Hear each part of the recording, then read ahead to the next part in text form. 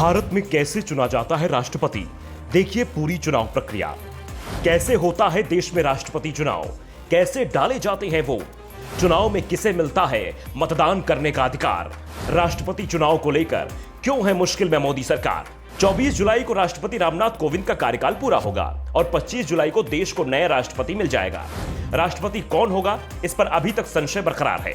NDA और विपक्ष दोनों की ओर से ही इस पद को लेकर दावेदारी हो रही है, जिसके बाद साफ है कि राष्ट्रपति का चुनाव निर्विरोध नहीं होगा। इसके लिए मतदान कराया जाएगा। सत्ता पक्ष और विपक्ष के सांसदों और विधायकों के आंकड़ों पर नजर डालें तो यह मुकाबला काफी कड़ा होता दिख रहा है। ऐसे में सवाल, मतदाता का अधिकार किस किस के पास है और एक वोट की वैल्यू क्या होती है। राष्ट्रपति चुनाव में आम मतदाताओं को वोट डालने का अधिकार नहीं होता है। चुनाव में लोकसभा राज्यसभा सांसदों के अलावा विधायकों को ही वोट डालने का अधिकार होता है। विधान परिषद के सदस्य भी वोट नहीं कर सकते हैं। सभी सांसदों के वोट की कीमत 708 होती है, जबकि विधायकों के वोट की वैल्यू उस राज्य की आबादी पर निर्भर करती है। लोकसभा के सभी 543 सांसदों को वोट डालने का अधिकार होता है। राज्यसभा के 245 सदस्यों में 233 सदस्य ही वोट डाल सकते हैं। राष्ट्रपति द्वारा मनोनीत 12 राज्यसभा सदस्यों को वोटिंग का अधिकार नहीं होता है। राज्यों की विधानसभा के सभी 4120 विधायकों के वोट काउंट किए जाते हैं। इस तरह से कुल 4896 लोगों के पास ही वोटिंग का अधिकार होता है। राज्यसभा और लोकसभा के पास 776 सांसदों का वोटिंग का अधिकार है। एक वोट की वैल्यू 708 है। इस तरह सांसदों के वोटों की कुल वैल्यू 5,47,080 होती है। विधानसभा में इसका गणित अलग अलग होता है। देश में सबसे ज्यादा आबादी वाले राज्य यूपी के विधायक के वोट की वैल्यू 208 होती है। झारखंड और तमिलनाडु के विधायक के एक वोट की कीमत 176 होती है। महाराष्ट्र के विधायक के वोट की कीमत 175 तो बिहार के विधायक की कीमत 173 होती है। कम वैल्यू वाले विधायकों के वोटों की बात करें तो सिक्किम के विधायक के वोट की कीमत सिर्फ 7 होती है। इसके बाद अरुणाचल और मिजोरम के विधायकों का नंबर आता है। दोनों राज्यों के विधायकों की वोट की कीमत 8 होती है।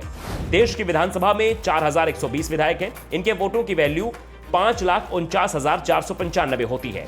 इस तरह सांसद और विधायकों के वोटों की वैल्यू 10,96,575 मत होती है। सवाल उठता है कि जब सांसदों के वोट समान है तो फिर विधायकों के वोट अलग अलग क्यों होते हैं।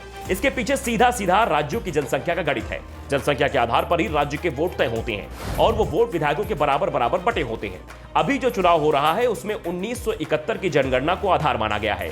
2031 के बाद होने वाले चुनाव में वोटों की वैल्यू का आधार 2031 की जनगणना को माना जाएगा।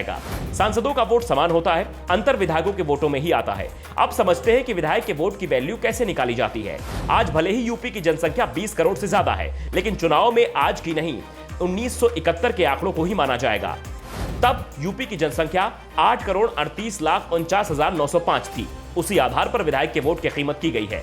विधानसभा में 403 सीटें हैं। एक वोट की कीमत निकालने के लिए पहले कुल सीटों का 10,000 से गुणा करते हैं और जो अंक आता है उसका भाग राज्य की कुल आबादी से करते हैं। यानी यूपी की जनसंख्या 8,38,49,905 सीटों की संख्या 403।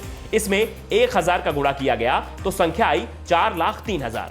8,38,49,905 में से 4,03,000 का भाग दिया जाए तो संख्या आती है 208.06। वोट की कीमत पॉइंट में नहीं हो सकती, इसलिए यूपी के विधायक के वोट की कीमत 208 होती है। इसी तरह सभी राज्यों के विधायकों के वोट तय होते हैं। राष्ट्रपति का चुनाव जीतने के लिए किसी भी उम्मीदवार को कुल पड़े वोटों का 50% से ज्यादा हिस्सा लेना होता है। चुनाव में 2 से ज्यादा उम्मीदवार होते हैं तो प्रथम, द्वितीय और तृतीय वरीयता के वोट डाले जाते हैं। जितने उम्मीदवार होते हैं उससे कम कम वरीयता निर्धारित की जाती है। यानी 5 उम्मीदवार हैं तो कोई भी व्यक्ति 4 वरीयता के वोट डाल सकता है। वोटों की गिनती के समय हर राउंड में जो उम्मीदवार सबसे अंत में होता है वो अलग अलग हो जाता है। काउंटिंग तब तक चलती है जब तक एक उम्मीदवार 50% के ज्यादा वोट हासिल नहीं कर लेता है। सबसे पहले पहली वरीयता का वोट गिना जाता है, उसके बाद दूसरी का, फिर तीसरी का। पहली वरीयता के वोटों गिनती में ही कोई उम्मीदवार 50% से ज्यादा वोट हासिल कर लेता है तो फिर दूसरी और तीसरी वरीयता के वोट नहीं गिने जाते हैं।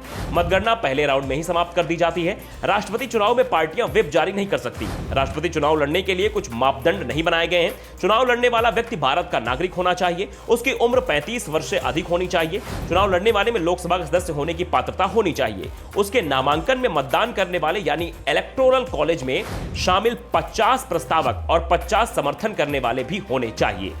Bureau report, the such.